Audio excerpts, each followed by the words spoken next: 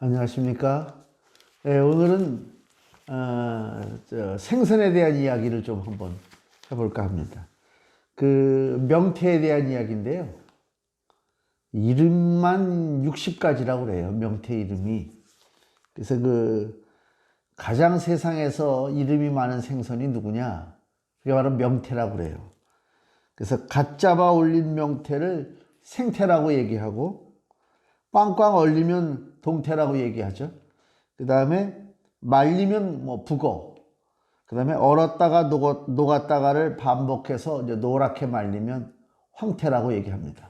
황태 그러니까 생각나는데 제가 중학교 때 이 황태 갖고 싸운 적이 있어요. 저는 황태가 있다고 얘기했는데 우리 반 친구들은 황태라는 게 없다는 거예요. 그런 생선이 어디 있냐? 네가 황씨니까 황태냐? 그래가지고 애들하고 막 말다툼했던 그런 기억이 나요. 그래서 이 노랗게 익은 것이 이제 황태. 그 다음에 이제 약간 물기가 있게 꾸들꾸들하게 말린 것을 우리가 코다리 이제 이렇게 얘기한다고 그래요. 한국 사람들이 제일 많이 먹는 생선이 이제 이 명태라고 그럽니다. 근데 이제 그 한국과 중국, 일본, 동아시아 세 개 나라 중에 유일하게 한국만 명태를 먹는다고 그래요. 근데 일제 그 강점기에 일본 어민들이 몰려와 가지고 명태를 싹쓸이 했다고 그래요. 그래서 지금 씨가 많이 마른 거예요. 지금까지도 그 영향을 주는데, 그럼 일본 사람들은 명태를 안 먹는데 왜 명태를 이렇게 싹쓸이 했는가? 명란젓, 즉 알이죠. 명란젓을 얻기 위해서 그랬다. 일본에 지금도 멘타이코라고 하는 그 명란젓 요리가 있잖아요. 실상은 그게 이제 우리나라 부산을 통해서 이제 명란젓이 들어간 건데, 이 사람들이 한번 맛을 보고 나서 이제 명태를 잡아가지고 배를 갈라서 알만 꺼내고 생선은 버리고 그 명란젓만 먹는 그런 이제 식도락이 발전이 된 거죠. 그래서 명태의 지금 우리 한국의 소비량의 90%를 지금 수입하고 있다. 그러니까 뭐 국내산을 기대하기는 어렵고요. 아무리 저 강원도 동해안에 덕장에 말리고 있다 할지라도 실상은 다 뭐 러시아라든가 외국에서 들어온 거죠. 하여튼 명태가 이렇게 이름이 굉장히 다양하다. 성경에서도 그 생선에 대한 이야기가 나와요. 물고기에 대한 이야기가 나옵니다. 그것도 이제 여러 이름이 있어요. 뭐 틸라피아라고 하는 이름도 있고, 역돔이라고 하는 이름도 있고, 또 이스라엘 잉어라고 하는 이름도 있고, 여러 이름들이 이제 그런 고기들이 많이 등장하는데, 오늘 우리가 살펴볼 것은 베드로의 물고기다라고 하는 고기예요. 그 마태복음에 보면 17장에 그 성전세를 거들어 다니는 사람들이 나옵니다. 이스라엘은 그 당시에 만 20세 이상 된 남자들은 성전세 반세겔을 냈거든요. 반세겔은 노동자들의 이틀치 임금입니다. 그래야 성전이 유지가 되니까. 그래서 이 성전세를 걷는 사람들이 베드로에게 와서, 야, 왜 너희 선생은 성전세를 내지 않느냐 하는 장면이 나와요.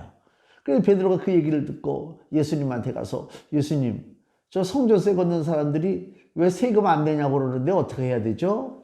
예수께서 말씀하기를, 임금이 세금을 걷는데 자기 아들한테서 세금을 얻겠느냐, 다른 사람에게서 세금을 얻겠느냐.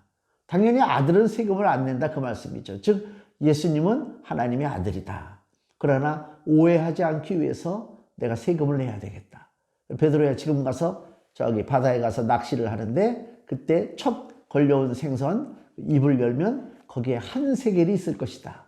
그러니까 너와 나를 위해서 그 한 세겔을 세금을 내라 하는 말씀이 마태복음 17장에 나옵니다. 그래서 그때 잡은 고기를 우리가 일명 그래서 베드로의 물고기다. 베드로가 물고기 잡은 게 많이 나오죠. 누가복음 5장에도 보면 예수님이 그 시몬 베드로의 배에 타서 말씀하시고 깊은 데로 가서 그물을 던져 고기를 잡으라. 그럴 때 주여, 밤새도록 우리가 허탕을 쳤지만 말씀에 의지하여 그물을 내리리다. 순종하고 그물 내렸을 때 고기가 엄청나게 많았잖아요. 근데 베드로가 예수님 앞에 무릎 꿇고, 주여, 나는 죄인이로소이다. 나를 떠나소서.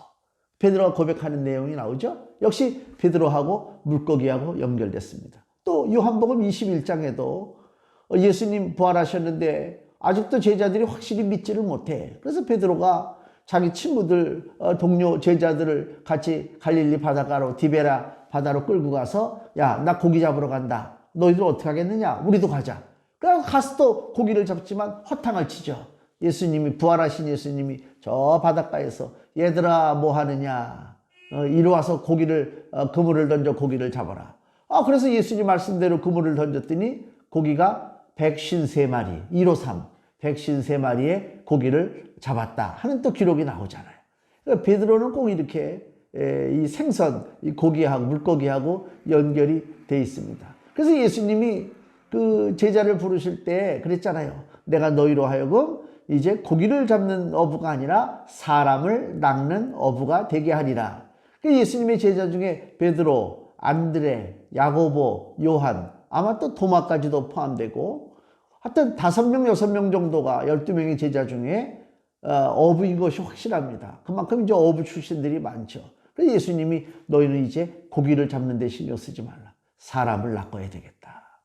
우리가 분주하게 살아가고 있지만 우리의 사명이 무엇입니까? 물론 각자 다 다양한 일들을 하고 삽니다. 물론 중요하지요. 그러나 본질적인 것을 놓치면 안 됩니다. 하나님께서 우리를 이 땅에서 택하시고 우리를 양육하시는 그 본질적인 이유가 뭐냐? 바로 사명을 감당하는 것이다. 사도행전 1장 8절 말씀을 우리가 한번 보겠습니다. 우리의 사명이 도대체 뭐냐? 사도행전 1장 8절에 오직 성령이 너희에게 임하시면 너희가 권능을 받고 예루살렘과 온 유대와 사마리아와 땅끝까지 이르러 내 증인이 되리라 하시니라. 아멘. 예수님의 증인되는 것이 우리 사명입니다. 이게 내 영혼의 본질적인 사명입니다.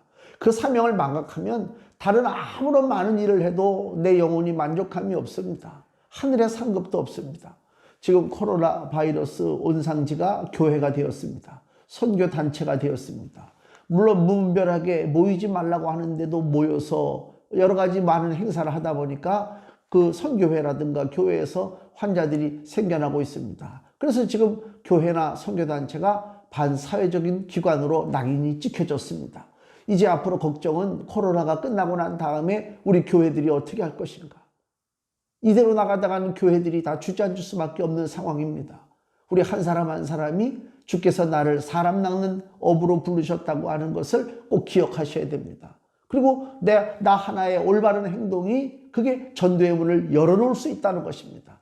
아무리 의욕만 넘쳐서 우리끼리 한번 신앙생활 해보자, 우리끼리 말씀 공부하자, 우리끼리 모였다가 문제가 발생돼서 오히려 전도의 문을 닫게 되는 안타까운 일들이 우리 주변에 많잖아요.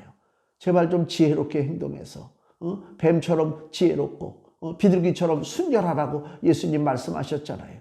지혜롭게 행동해서 우리 각자가 은밀히 세상으로 흩어져서 나 하나하나가 생명수 샘을 가지고 있는 귀한 거룩한 존재로서 바르게 살아간다면 나를 통해서 또 다른 사람에게 그리스도의 생명수가 전달되고, 그래서 널리 사방에 생명의 물이 흘러 퍼짐으로 이 온 땅에 그리스도의 왕국이 세워지는 날을 우리가 바라봐야 되겠다. 그래서 오늘 우리도 성도들께서 나의 사명이 무엇인가를 다시 한번 생각하시고 하나님 앞에 기도하시고 또 올 한 해 더 믿음으로 선한 싸움 싸워 승리하시기를 예수님의 이름으로 축원을 드립니다. 감사합니다.